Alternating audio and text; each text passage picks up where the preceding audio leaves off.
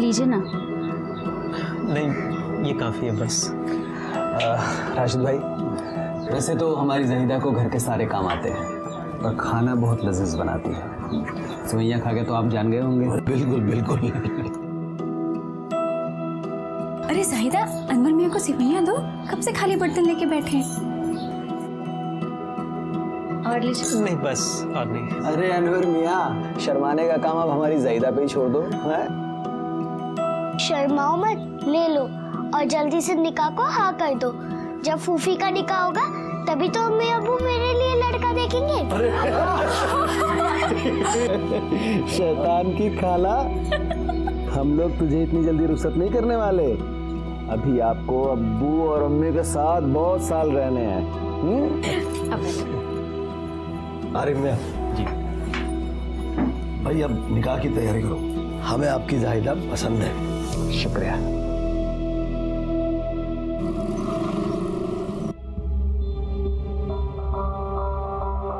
कैसा है? हाँ, ये पकड़ 2 दिन का एडवांस, चाबी दे रूम की। ये लो भाईजान। अब भाईजान, वो आईडी भी लगेगा ना? आजकल मामला बहुत ही स्ट्रिक्ट हो गया है। ये ले। भाईजान, ये लोग रहने वाले हैं ना, तो इनका आईडी लगेगा ना?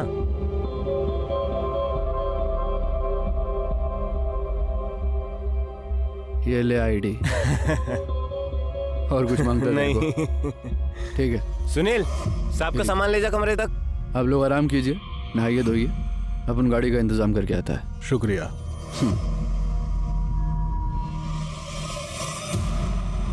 अरे किधर को रख दी? सब जगह ढूंढ ली मैं, मिली नहीं भाभी, इधर को भी नहीं मिली। किधर को रखी तूने? इधर ड्रेसिंग टेबल पे ही रखी थी।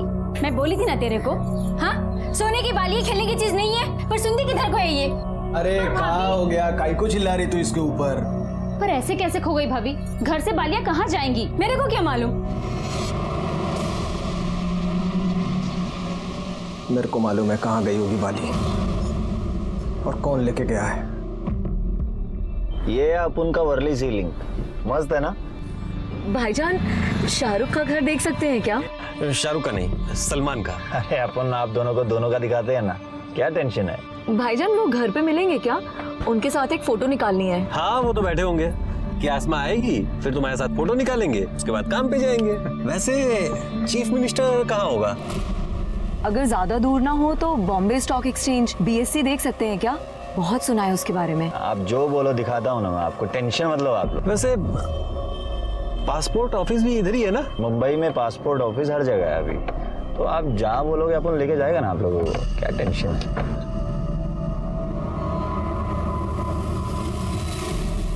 और सुन ध्यान से, एक भी कोना छूटना नहीं चाहिए। अरे सुनिए ना, बहुत घबराहट हो रही है। काहे को? परसों निकाह है और सारे पैसे खत्म है, कैसे करेंगे? सब इंतजाम हो जाएगा, कुछ पैसे हैं मेरे पास। कहीं को टेंशन ले रही है? अगर पैसे कम होंगे ना तो गाड़ी बेच देंगे, दोबारा आ जाएगी। जायदा का निकाह कौन सा बार बार होने वाला है? तो जाता काम दे, जा जा।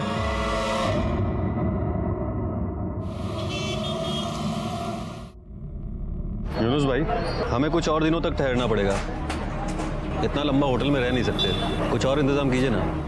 हो जाएगा ना भाई। अपन एक काम करते हैं, अपन एक 1 BHK लेते हैं ना भाड़े पे, टेंशन नहीं कोई। हाँ, ये ठीक रहेगा। लेकिन उसके लिए तो डॉक्यूमेंट्स देने पड़ेंगे, पुलिस वेरिफिकेशन वगैरह वगैरह। भाई उसकी क्या प्रॉब्लम है? अपन है ना, अपन अपने नाम पे लेगा फ्लैट, देगा अपना डॉक्यूमेंट, बिंदास रहने का, कोई टेंशन नहीं। शुक्रिया भाईजान।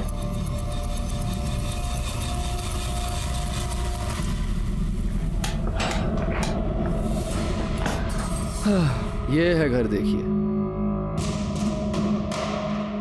शुक्रिया, अल्लाह हाफिज। अल्लाह हाफिज।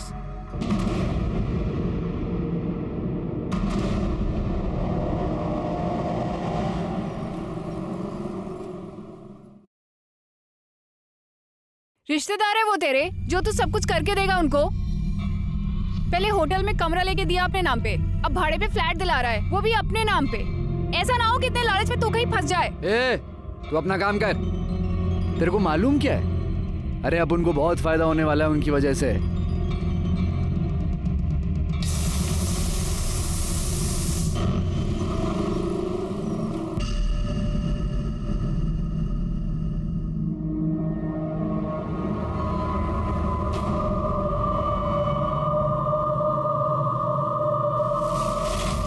अल्लाह हाफिज।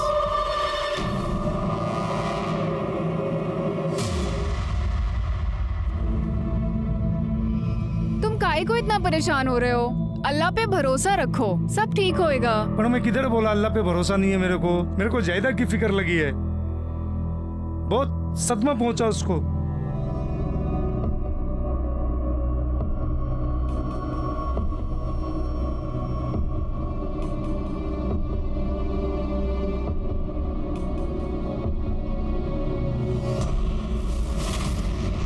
तुम देखना, वक्त के साथ सब ठीक हो जाएगा और जाहिदा भी संभल जाएगी।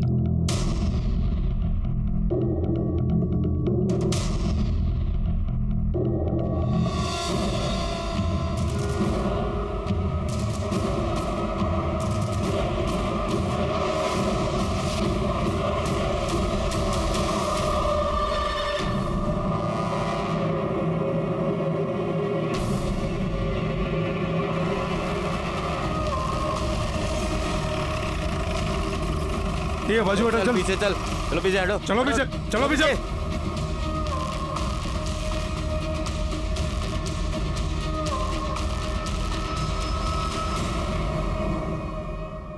शिरके, आसपास सीसीटीवी है क्या? देखो इकडे बघा का संपर्ता का।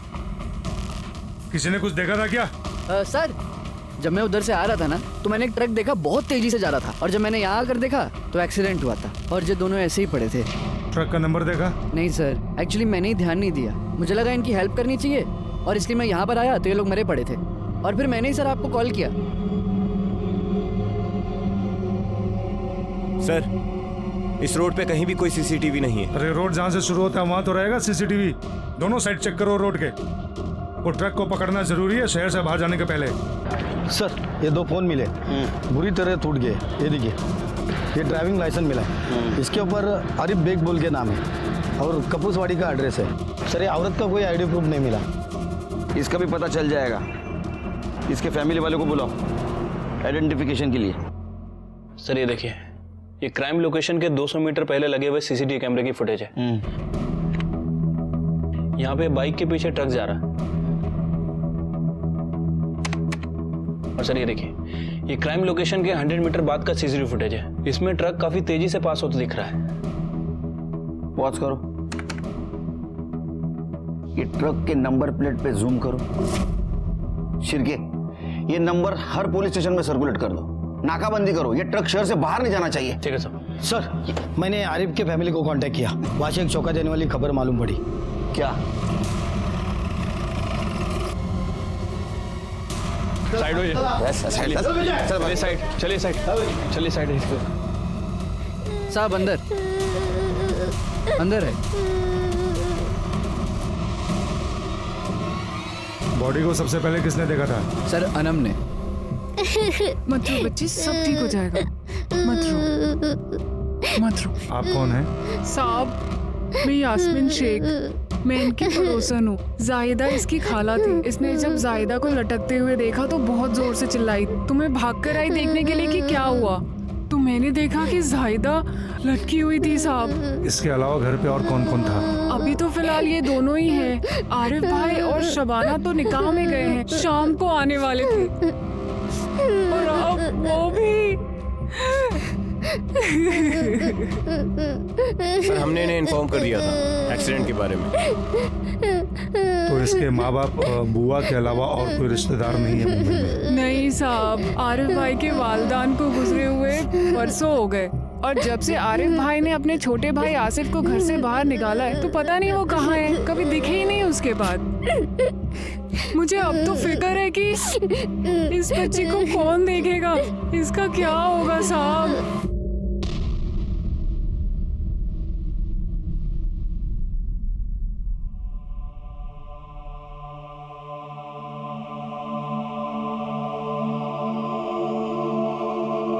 जब तक इसके रहने का इंतजाम नहीं होता यहीं रहने दो इसे। Okay sir. कुछ खिलाओ इसको। चलो बेटा। जाओ बेटा आंटी के साथ। परिवार की मौत से बड़ा सदमा लगा है सर इसे। सदमा तो लगेगा ही शिर्के। 1 घंटे में पूरा परिवार खत्म हो गया। इसने अपने बुआ को सामने लटकते हुए देखा है।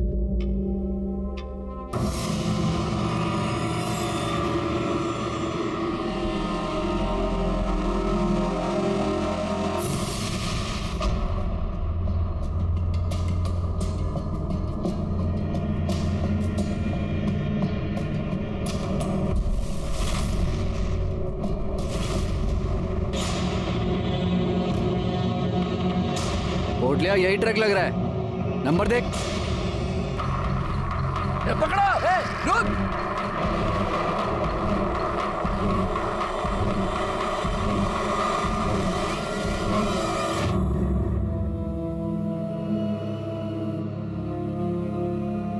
आंटी ने बताया तुमने खाना नहीं खाया।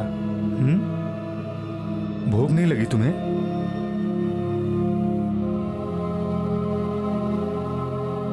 मुझे तो बहुत भूख लगी है।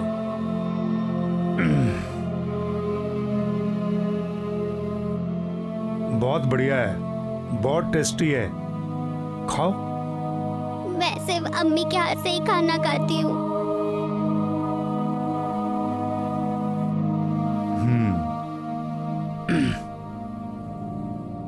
तो तुम्हारी अम्मी को बहुत बुरा लग रहा होगा क्योंकि तुम्हें भूख लगी है और तुम्हें खिलाने के लिए वो यहाँ नहीं है। अच्छा मुझे एक बात बताओ, तुम्हारी अम्मी ऐसा कुछ काम करती थी जिससे तुम्हें बुरा लगे? नहीं ना? फिर तुम्हें भी ऐसा काम नहीं करना चाहिए जिससे अम्मी को बुरा लगे। अगर तुम खाना नहीं खाओगी तो अम्मी को बुरा लगेगा, तुम खाना खाओगी तो अम्मी को अच्छा लगेगा।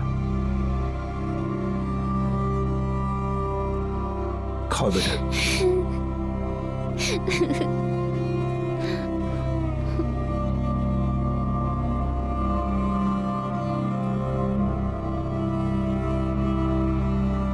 अच्छा बेटा, तुम्हारे आसिफ चाचू कहाँ हैं?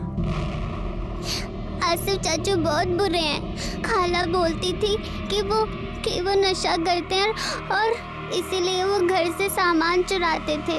और एक दिन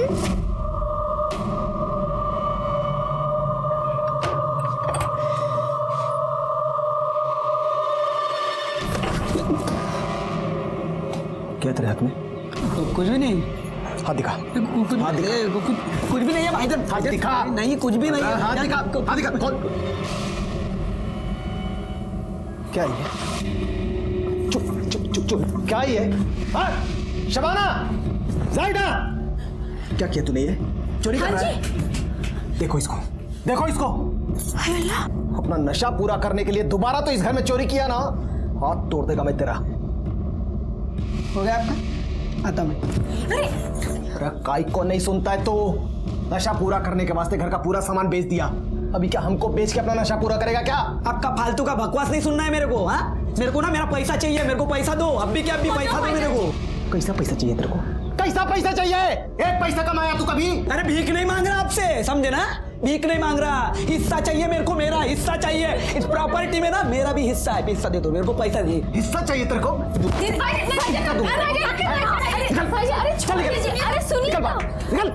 चल निकल यहाँ से। और दोबारा तो यहाँ दिखाई दिया ना मुझे, पाँव तोड़ दूंगा मैं तेरा। अभी तो मैं जा रहा हूँ, लेकिन हिस्सा तो मैं मेरा लेके रहूंगा और इसका बदला भी।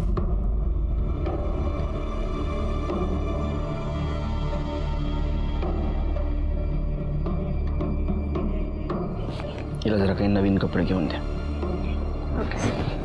पुराने घर के कपड़ों में रहेगी तो घर की याद आएगी। और हो सके तो इसको आज तुम्हारे घर पे रखना। ठीक है। घर के माहौल में रहेगी तो सो पाएगी। ले जाओ इसको। चलो बेटा, आजा। ठीक है। अनम के कहने के मुताबिक ये आसिफ और ट्रक ड्राइवर में कनेक्शन हो सकता है। एक मिनट सर।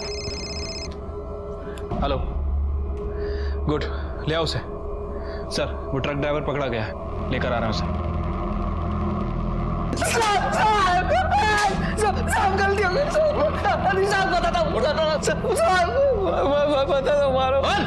साहब, मैं बहुत पिया हुआ था साहब, इसलिए टाइम पे ब्रेक नहीं लगा और ठोक दिया साहब। मैंने जानबूझ के नहीं किया, गलती से हो गया साहब। तेरी एक गलती की वजह से 2 लोगों की जान गई, एक बच्चे अनाथ हो गए, उनको मदद करने की वजह तो भाग गया। साहब मैं डर गया था साहब, इसके लिए साहब माफ कर दो साहब। 1 मिनट, आपको कुछ दिखाना है। सर, ये वीडियो देखिए।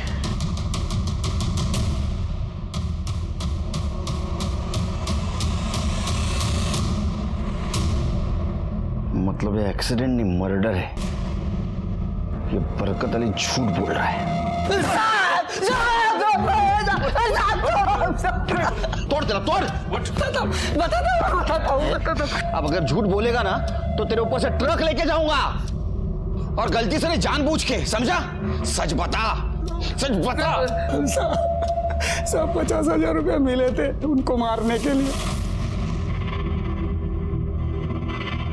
किसने दिए थे पैसे? साहब मालूम नहीं साहब, उसने नाम नहीं बताया, दादर के ब्रिज पे मिलने बोला था, और साहब उसने पैसा दिया और बोला कि बाद में बताता हूँ क्या करना है। शक्ल कैसी दिखती थी उसकी? कैसा दिखता था वो? साहब याद नहीं साहब, मैं सिर्फ एक ही बार मिला था साहब। उसके बाद साहब उसने फोन किया, बोला NG रोड पे तैयार रहना, ब्लैक बाइक आएगी, उसमें मुस्लिम जोड़ा है, उनको साहब उसमें एक औरत है बुर्का पहन के, उनको उड़ाना है। शिरके, इसको कुत्ते के जैसा मारो, सिर्फ ध्यान रखो ये मरना नहीं चाहिए। इसके कॉल डिटेल्स निकालो और सुपारी देने वाले का नंबर ट्रेस करो, और आसिफ के बीच अपने खबरी लगा दो, और ये भी पता करो कि जाहिदा ने सुसाइड क्यों किया। हड्डी पसली एक कर देंगे तेरे।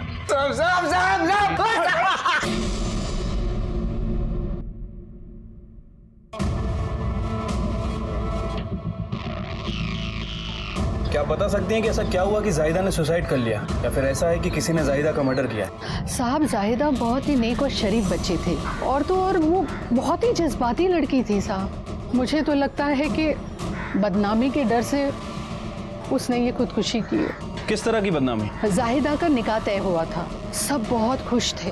निकाह के 2 दिन पहले लड़के वाले आ गए दहेज मांगने, बहुत बड़ी लड़ाई हुई, और आरिफ भाई ने उन्हें एकदम बराबर जवाब दिया। चलो निकलो निकलो निकलो बाहर निकलो, बाहर निकलो, निकलो यहाँ से। दहेज चाहिए तुमको?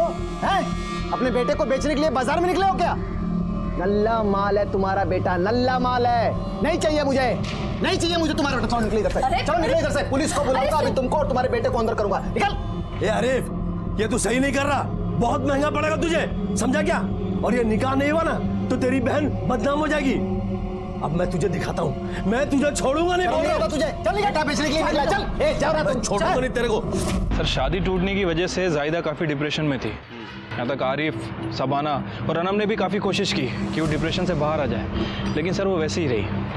उसका कहीं अफेयर वगैरह चल रहा था? नहीं सर, ऐसी बात तो कोई सामने नहीं आई है। सभी का यही कहना है कि वो काफ़ी सेंसिटिव थी, और शादी टूटने की वजह से उसे काफ़ी बड़ा सदमा लगा था। जो एक्सट्रीम स्टेप लिया उसे तो यही लग रहा है। सर, जिस दिन वो एक्सीडेंट हुआ उस दिन आरिफ और शबाना शादी में किसी के घर जा रहे थे। ये PM रिपोर्ट के मुताबिक जाहिदा की मौत में मर्डर की कोई पॉसिबिलिटी नहीं लग रही है। मतलब सर ये आत्महत्या ही लग रही है। PM रिपोर्ट से तो यही लग रहा है, लेकिन अगर ये आत्महत्या नहीं है तो आरिफ, शबाना और जाहिदा, इनके केस में हमारे सामने 2 सस्पेक्ट हैं, राशिद हुसैन और आसिफ बेग। सब कई को हम पे तोहमत लगाता है सब। हम लोग सर उनका मर्डर काई को करेगा? हम लोग निहायती शरीफ और इज्जतदार लोग हैं। अच्छा, तो शराफत की आड़ में तुम लोगों ने दहेज मांगा था, है ना? अच्छा एक बात बताओ, आरिफ और शबाना के मर्डर के दिन तुम लोग कहाँ थे? अब उस दिन अनवर की शादी के लिए लड़की देखने गए थे, भिवंडी सर। अच्छा, तो मर्डर की प्लानिंग फोन पे किए थे? साहब आप मेरे अब्बू पे काई को इल्जाम लगा रहे हो? सुनी मेरी आवाज? तेरे से बढ़िया ना? आवाज नीचे। और अबू पे नहीं, तेरे ऊपर भी इल्जाम लगा रहा हूं मैं। अनवर तू खामोश रहे, मैं बात कर रहा हूँ ना। साहब, आपको लगता है कि हमने अगर टेलीफोन से बात की, आप हमारा टेलीफोन चेक कर लो, और अगर उसके बाद भी कुछ करना है तो आप बताओ ना हमें। साहब, जब हमने कुछ किया ही नहीं तो डर कैसे लगेगा? शिरके, ये तो बहुत शरीफ लोग निकले, लेकिन शरीफ लोगों, ये केस जब तक सॉल्व नहीं होता शहर छोड़ के बाहर नहीं जाना। शिरके सर, ये भिवंडी में जहां लड़की देखने के लिए गए थे, जगह क्रॉस चेक करो। नंबर ट्रेस हुआ? ठीक है सर। बरकत अली को मर्डर करने के लिए जिस सिम से इंस्ट्रक्शन मिल रहा था, सर वो नंबर सांता क्रूज ईस्ट से एक दुकान से खरीदा गया था, और वो भी बिना आईडी के सर। और उसी दिन से वो नंबर अभी तक स्विच ऑफ है। एक्सपेक्टेड था। ये बरकत अली के कॉल डिटेल्स निकालो। ठीक है सर।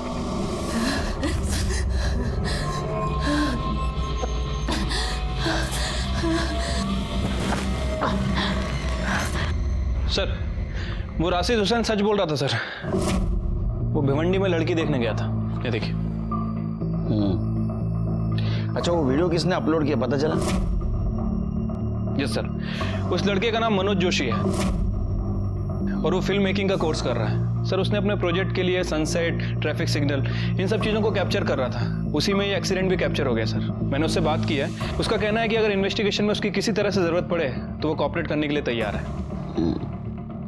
और उस सिम का क्या हुआ? सर, बरकत अली को जिस सुपारी किलर का कॉल आया था, मैंने उस सिम के डीलर से बात की है। सर, उसका कहना है कि वो सिम हुसैन फैमिली में से किसी ने नहीं खरीदा था। और सर, हुसैन फैमिली के कॉल रिकॉर्ड के हिसाब से दोपहर 2 बजे से शाम के 6 बजे तक भिवंडी में ही थे। उनके रिकॉर्ड में कुछ भी सस्पिशियस नहीं मिला है। तो इसका मतलब हमारे सामने जो सस्पेक्ट है उसमें से बचा आसिफ बेग। वो है कहाँ?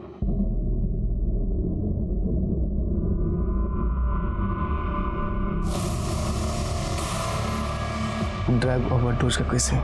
4 दिन पहले ही यहाँ पे एडमिट हुआ है। Good job Karde. शिरके, करडे के साथ सिटी हॉस्पिटल जाओ। सब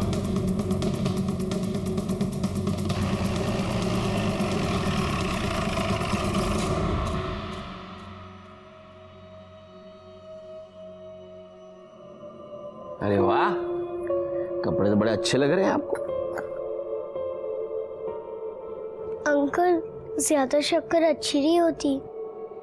हम लोगों ने स्कूल में भी ये पढ़ा है। अम्मी भी यही कहती थी। अम्मी अब्बू को भी कम शक्कर वाली चाय देती थी। अल्लाह, शबाना जी, सुबह सुबह इतनी फीकी चाय पीने का क्या मतलब है? थोड़ी तो शक्कर डाल दिया करो। जितनी शक्कर होनी चाहिए उतनी है। चाय पीनी है तो पियो, वरना छोड़ दो। अरे अनम,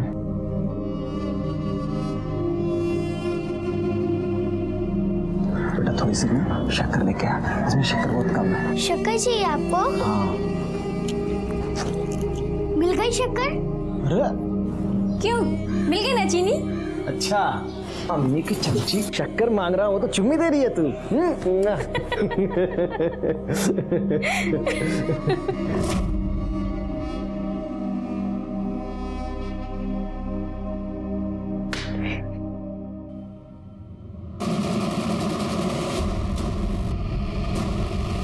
सर, ये जनरल वार्ड है, बेड नंबर 4।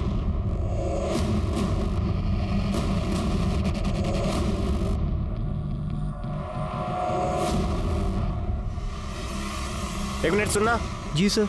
ये यहाँ पे एक पेशेंट था ना, आसिफ बेग नाम का। कहाँ गया वो? सर, पता नहीं कहाँ चला गया। सुबह तो यहीं पर था। ये हॉस्पिटल है या धर्मशाला है? कोई भी अपनी मर्जी से आ जा सकता है क्या? कोई रिकॉर्ड होता है कि नहीं? 1 मिनट सर, मैं देखती हूँ। ये देखिए सर, 12 बजे आसिफ बेग को डिस्चार्ज मिला है और वो सारा पेमेंट कैश में ही देकर गए हैं। कौन आया था इसे लेने? वो तो पता नहीं सर। हॉस्पिटल में सीसीटीवी कैमरा है? सर, हॉस्पिटल के पास ऐसा कोई भी प्रूफ नहीं है जिससे ये साबित हो कि आसिफ वहाँ से अकेले निकला है या फिर कोई उसे लेने आया था। सर, हॉस्पिटल के लॉबी में एक सीसीटीवी कैमरा है। आसिफ वहाँ कैप्चर नहीं हुआ है। सर, अब पॉसिबिलिटी ये हो सकती है कि या तो वो हॉस्पिटल के पीछे वाले गेट से निकला हो या फिर राइट साइड वाले, क्योंकि सर इन दोनों ही एरिया में सीसीटीवी कैमरा नहीं है। शिरके, अगर वो इंटेंशनली छुप के जा रहा है तो इसका मतलब वो हमसे कुछ छुपा रहा है। Right sir. वैसे सर मैंने आसिफ की फोटो सभी जगह सर्कुलेट करवा दी है और सिटी में भी अलर्ट दे दिया है। उम्मीद है वो जल्दी पकड़ा जाएगा सर। ये राशिद हुसैन पे भी नजर रखो, लोकेशन बदला भी जा सकता है। कहीं ऐसा तो नहीं हमें दिखाने के लिए फोटो खिंचवाई गई हो। शिरके, वो ट्रक ड्राइवर बरकत अली, उसने टारगेट के बारे में क्या बताया था? वो सुपारी देने वाली क्या पहचान दिखाई थी उसने? ब्लैक बाइक आएगी, उसमें मुस्लिम जोड़ा है, उसमें एक औरत है, बुर्का पहन के उनको उड़ाना है। और वो आरिफ और शबाना, उसकी पड़ोसन यास्मीन, उसने क्या बोला था? वो दिन आरिफ भाई और शबाना, यूनुस और उनकी बेगम रेहाना, वो लोग साथ में निकाह में जाने वाले थे। यूनुस और रेहाना उन लोगों को गली के बाहर मिलने वाले थे। फिर क्या हुआ? वो गए कि नहीं? साथ में गए तो थे पर रेहाना नहीं गई। यूनुस भाई और रेहाना का कुछ झगड़ा हुआ और वो घर वापस आ गई और यूनुस भाई अकेले ही मोटरसाइकिल में आरिफ और शबाना के पीछे निकल गए। जब रेहाना घर वापस आई उसी ने मुझे ये सब बताया। चलो वायरल वीडियो फिर से एक बार देखते हैं। शिरके, शुरू से वीडियो लगाओ।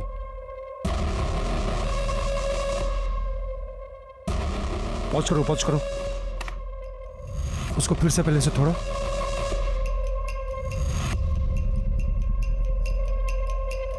एक मिनट पॉज करो शिरके।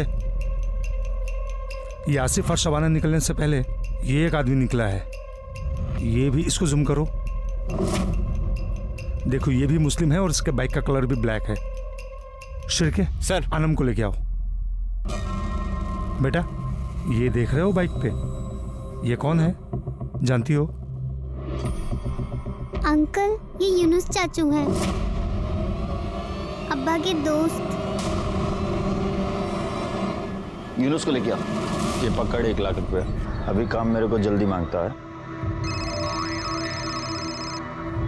हेलो, मैं कर रहा, हो जाएगा, जल्दी हो जाएगा, मैं कर रहा। मैम, यूनुस भाई आपके घर पे पुलिस आई है।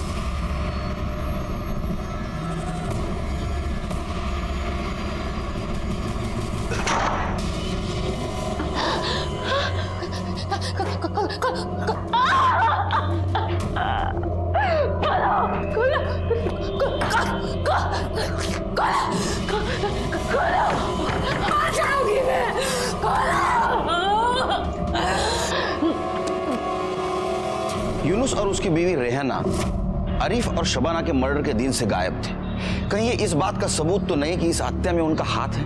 जब हम उसके घर पे छानबीन करने के लिए गए तो उसके घर को ताला लगा हुआ था और आसपास के पड़ोसियों को पता भी नहीं था कि मियाँ बीवी अचानक से कहाँ गायब हो गई। उसका फोन भी हमने ट्रेस किया लेकिन उसका फोन भी स्विच ऑफ आ रहा था। आसिफ और यूनुस की हमें तलाश थी। हमने यूनुस की वाइफ रेहाना के मैके में भी पूछताछ की लेकिन वहां पे वो दोनों नहीं थे और किसी को पता नहीं था वो कहाँ गए। इसलिए यूनुस के ऊपर का डाउट हमारा बढ़ गया। अनम से एक बात पता चली कि यूनुस ने 1 हफ्ते के लिए आरिफ की कार रेंट पे ली थी किसी टूरिस्ट को घुमाने के लिए। तो हो सकता है उसने होटल भी लिया होगा रेंट से और वो भी इसी एरिया में। तो हमने इस एरिया के सारे होटल छान मारना शुरू कर दिए।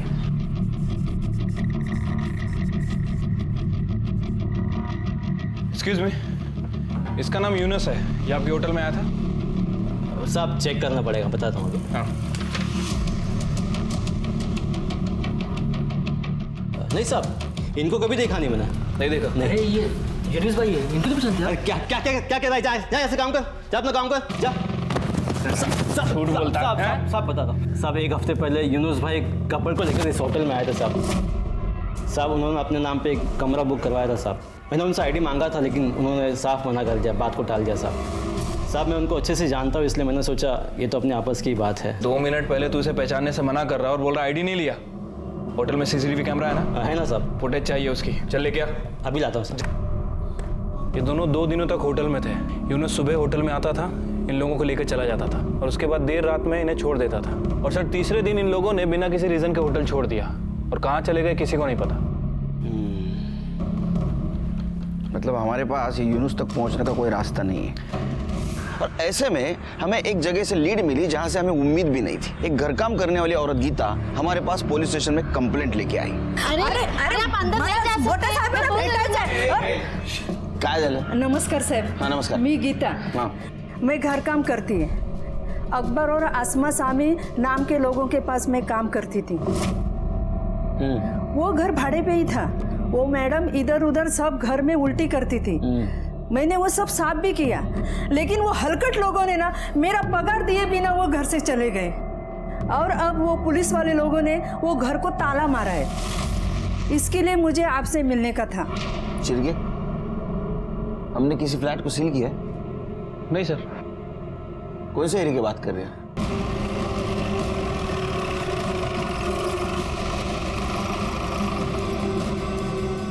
सर, हे घर है।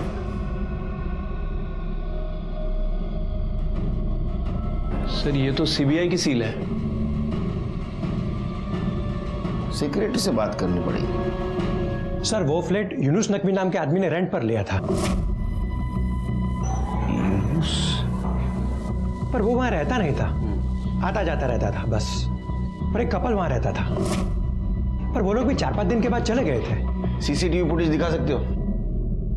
सर देखिए, यूनुस रोज सुबह यहां आता था, फिर दिन भर तीनों जन बाहर रहते थे और शाम को यूनुस इनको ड्रॉप करके यहां चला जाता था। हाँ सर, ये देखिए, ये फुटेज सीबीआई रेड की है। 20 अक्टूबर को सीबीआई ने इस फ्लैट पर रेड की थी। ये यूनुस सीबीआई के साथ क्या कर रहा था? सर वही तो सीबीआई को यहाँ रेड करने के लिए लाया था। यूनुस? और ये यूनुस के साथ ये जो कपल थे, ये लोग कहाँ गए? सर वो दोनों कहाँ गए ये तो किसी को नहीं पता, पर ये देखिए, सीबीआई रेड के कुछ 1 घंटे पहले ये दोनों फ्लैट छोड़ के जा रहे हैं। इसके बाद कभी वो लोग वापस नहीं आए। सर आखिर यूनुस को उन कपल्स के बारे में ऐसा क्या पता चला कि उसने खुद सीबीआई की रेड करवाई?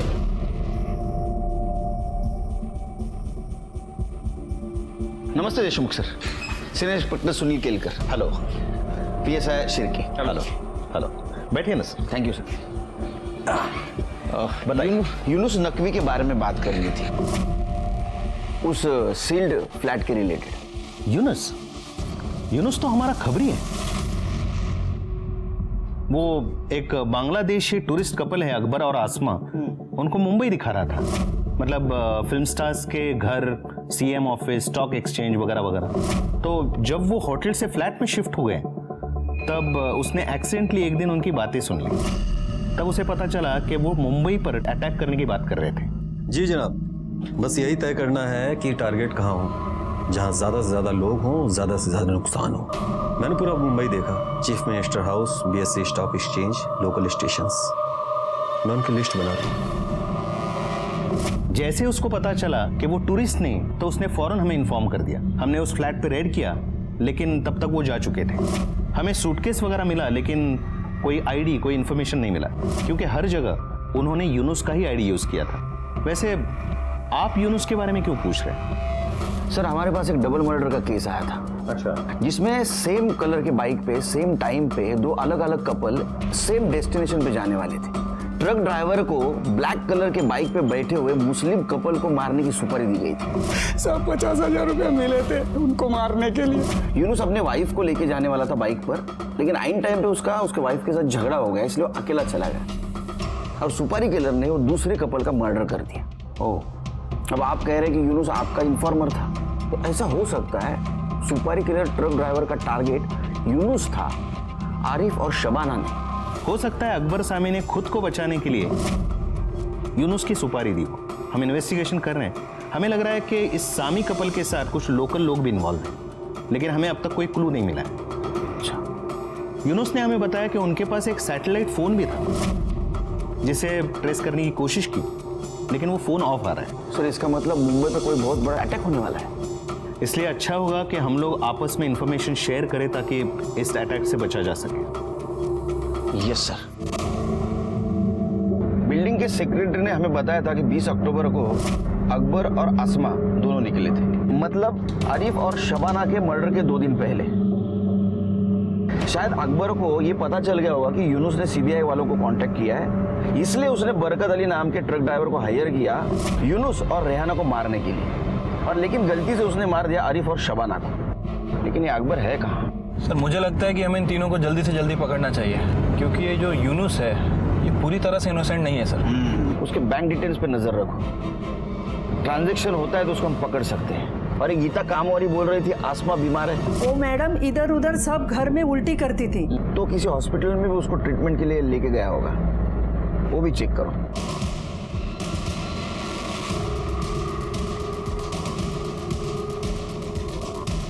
एक्सक्यूज मी मैडम, ये लेडी यहाँ ट्रीटमेंट के लिए आई थी क्या?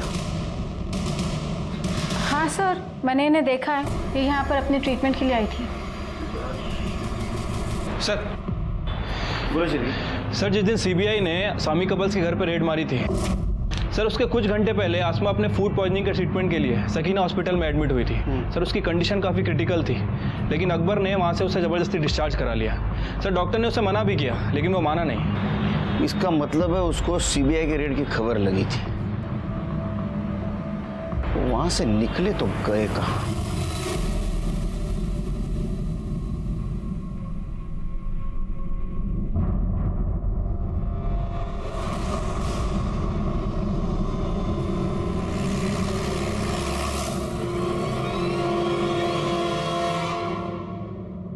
आइए सर।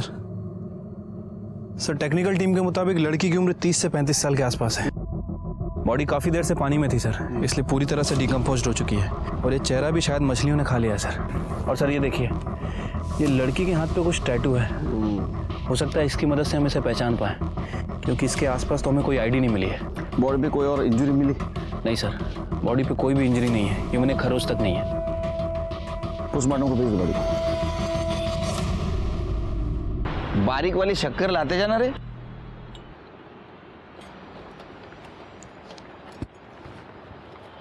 सर पिछले 4 दिनों में यूनुस ने खेरवाड़ी पुलिस स्टेशन के अलग अलग एरिया से तकरीबन 1 लाख रुपए विड्रॉल किए हैं। हाँ, और सर ये सभी एटीएम्स खेरवाड़ी एरिया में। सर पूरी पॉसिबिलिटी हो सकती है कि यूनुस खेरवाड़ी एरिया में छुपा हो सकता है। सर मैंने अपनी टीम को सिविल ड्रेसेस में वहाँ पे तैनात कर दिया है। और सर बैंक एम्प्लॉयज़ को भी कह दिया है कि जैसे ही वो पैसे विड्रॉल करें हमें इन्फॉर्म करें। गुड जॉब शिरकी, अब यूनुस जल्दी हमारे हाथ में आ जाएगा। 1 मिनट सर। हेलो, ठीक है सर, यूनुस खेरवाड़ी एटीएम से पैसे विड्रॉल कर रहा है। लेट्स गो, चलो हम हो रहे।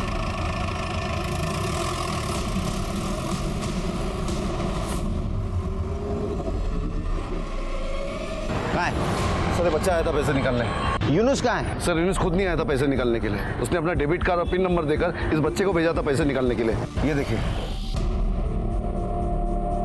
बेटा ये डेबिट कार्ड किसने दिया आपको? मुर्गी वाली आंटी बोली थी अगर मैं पैसे निकाल के दूंगा तो वो मेरे को 100 रुपए का इनाम देगी। मुर्गी वाली आंटी? उनने बोला था कि चौराहे पे आना। चौराहे पे? ये पकड़ो, इसको चौराहे पे जाने दो। सिरके इसके ऊपर नजर रखो, वो बच्चे से पैसे लेने जरूर आएगी, बच के नहीं जानी चाहिए।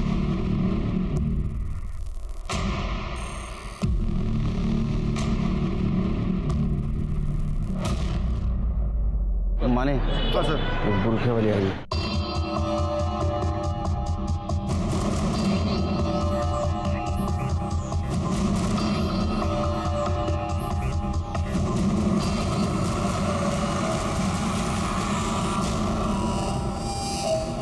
चलो सिंह।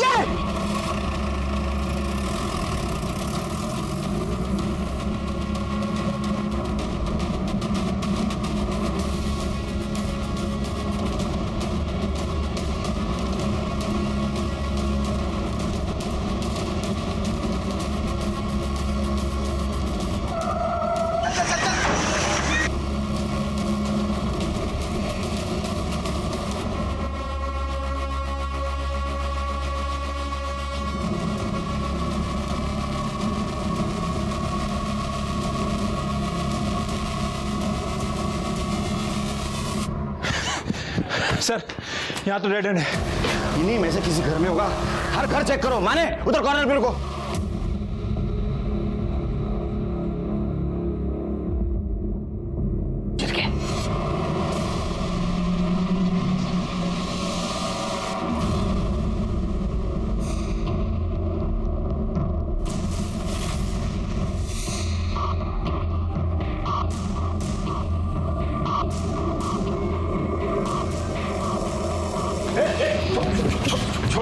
छोड़ मेरे को छोड़ दो सर। सब इंजेक्शन दे दो सर। इंजेक्शन दे दो सर। सब इंजेक्शन दे दो मेरे को वो दे दो सर। यूनुस कहाँ है? यूनुस कहाँ है? मेरे को नहीं मालूम साहब, यूनुस कहाँ है? मेरे को कुछ भी नहीं मालूम। देख, तू यूनुस कहाँ है मुझे बता, और तू यहाँ कैसे है वो बता। सच में मेरे को तो फेंक दूंगा इसको। मेरे को ज्यादा कुछ मालूम नहीं साहब, सिर्फ इतना मालूम है कि वो शाम को 4 बजे सहार रोड पे ललित बेकरी के पास आने वाला है साहब।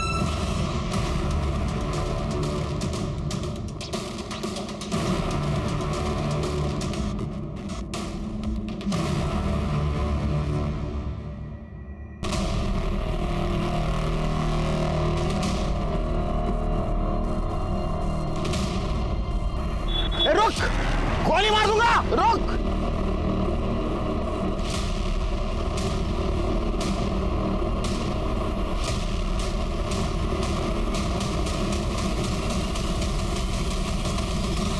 गोली मार दूंगा।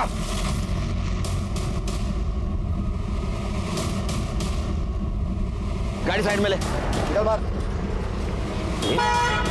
कहाँ भाग रहा था रे? कौन है गाड़ी में? बाहर निकालो उसको। बैग में से कुछ कैश और इन दोनों हस्बैंड वाइफ के नाम का इंडियन फेक पासपोर्ट मिला है। ये सब कुछ तेरे कारण हुआ है। लेके चलो इनको सबको। चल।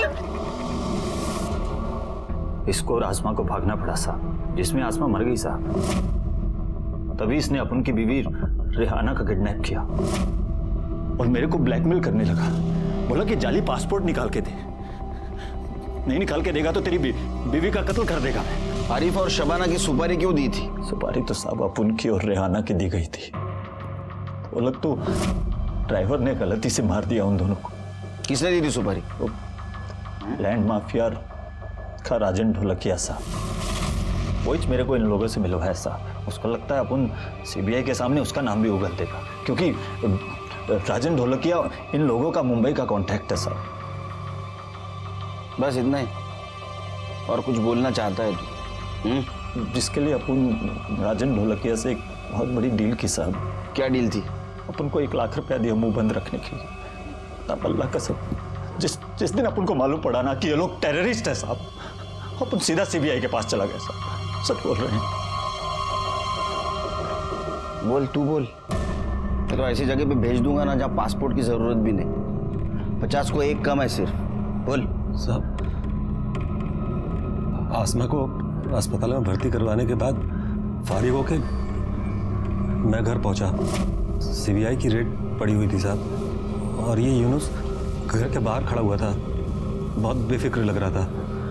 मैं समझ गया कि सीबीआई वालों को यही लेके आया होगा। मैं हॉस्पिटल जाकर आसमा को डिस्चार्ज करवाया, पर बीमारी के कारण उसका इंतकाल हो गया। लाश को दफनाने की सूरत नहीं थी, इसलिए मैंने उसकी लाश को नाले में फेंक दिया सर।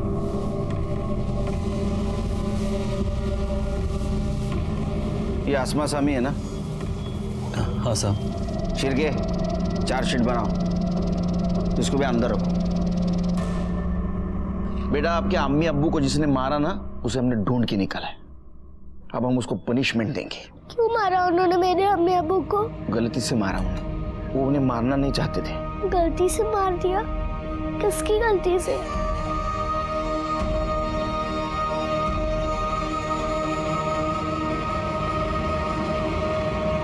लैंड और ड्रग माफिया राजन ढोलकिया को आरिफ और शबाना के मर्डर केस में अरेस्ट कर लिया गया। उसने ये भी कन्फेस किया कि वो यूनुस को मारना चाहता था, क्योंकि यूनुस ने उससे पैसे लिए थे, लेकिन फिर भी उसने सीबीआई को इन्फॉर्म किया था। अकबर को बांग्लादेश डिपोर्ट किया गया और कंसर्न पर्सन को सौंप दिया गया। सिंपल से लगने वाला हिट एंड रन का केस मुंबई में बहुत बड़े अटैक से जुड़ा हुआ निकला, लेकिन यूनुस की देश के प्रति जिम्मेदारी और समझ और सीबीआई की इमीडिएट एक्शन की वजह से ये नाकाम हो गया। इसी के साथ मैं सीनियर इंस्पेक्टर सुनील केलकर आप सबसे विदा लेता हूं। फिर मिलेंगे क्राइम पेट्रोल 10 तक के अगले भाग में। तब तक के लिए सतर्क रहिए, तो देखते रहिए क्राइम पेट्रोल 10 तक। मकसद बताना नहीं, बचाना है। जय हिंद।